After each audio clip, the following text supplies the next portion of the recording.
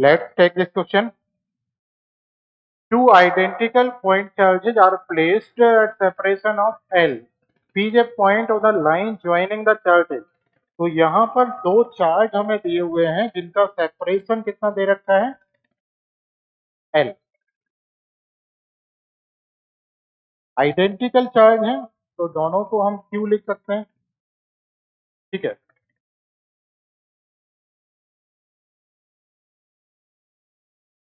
Eight a distance x from one charge, एक charge से x distance दूर कोई एक पॉइंट P ले लिया। The field at P is E and is plotted against x। मतलब हम बस एक चार्ज से चल के दूसरे चार्ज तक जाएंगे तो x की वैल्यू 0 से बढ़ के L तक हो जाएगी और हर एक पॉइंट पर कितना इलेक्ट्रिक फील्ड आएगा वो हमें ऑब्जर्व करना है और इलेक्ट्रिक फील्ड और x के बीच में ग्राफ प्लॉट करना है। कौन सा ग्राफ इनमें सही होगा वो हमें फाइंड आउट करना है,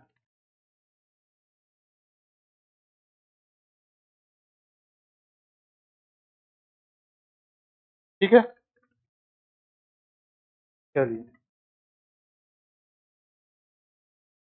तो इलेक्ट्रिक फील्ड का फॉर्मूला जैसा कि हमें मालूम है E इक्वल टू के क्यू अपॉन आर स्क्वायर। तो जब आर की वैल्यू 0 के लगभग होगी तो ये फील्ड बहुत ज्यादा इनफाइनाइट हो जाएगी और साथ में हम फील्ड की डायरेक्शन की भी बात कर ले रहे हैं।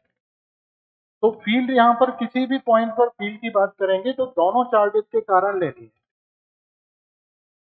तो पहले चार्ज के कारण बिल्कुल पास में फील्ड की डायरेक्शन ये हो जाएगी और वैल्यू कितनी हो जाएगी लगभग इन्फिनिटी। और दूसरे चार्ज के कारण इसमें फील्ड की डायरेक्शन तो अपोजिट होगी लेकिन मैग्नीट्यूड बहुत कम होगा तो उसका खास फर्क पड़ेगा नहीं। तो पहले वाले चार्ज के क्लोज में किसी पॉइंट पर फील्ड कितनी होगी इन्फिनिटी, और अगर इसी डायरेक्शन को हम पॉजिटिव मान लें तो पॉजिटिव इन्फिनिटी, ठीक है। दूसरे चार्ज के बिल्कुल क्लोज में मतलब जब x की वैल्यू L है तो पहले वाले चार्ज के कारण फील्ड तो कुछ होगी के क्यू अपॉन एल स्क्वायर, लेकिन दूसरे वाले चार्ज के कारण इससे डिस्टेंस फिर 0 के बराबर हो जाएगी लगभग क्लोज टू 0। तो फील्ड कितनी हो जाएगी बेटा इन्फिनिटी, और यहाँ पर फील्ड की डायरेक्शन क्या होगी ये, मतलब दोनों चार्ज के क्लोज में फील्ड इन्फिनिटी होगी।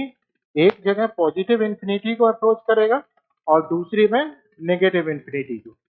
और क्या ऑब्जर्व कर सकते हैं, बीच वाला अगर कोई पॉइंट ले लें तो दोनों चार्जेस के कारण फील्ड इक्वल और अपोजिट डायरेक्शन में होगी, कैंसिल होके 0 हो जाएगा। तो इस मिड पॉइंट पर फील्ड कितनी हो जाएगी 0। अब हमें ऐसा ग्राफ ढूंढना है जहां पर पहले वाले चार्ज के क्लोज में पॉजिटिव इन्फिनिटी फील्ड हो, बीच में 0 हो, दूसरे वाले चार्ज के क्लोज में नेगेटिव इन्फिनिटी हो। तो ऐसा हमें ऑप्शन डी में नजर आ रहा है, तो अपना ये ऑप्शन डी ही सही होना चाहिए, ठीक है।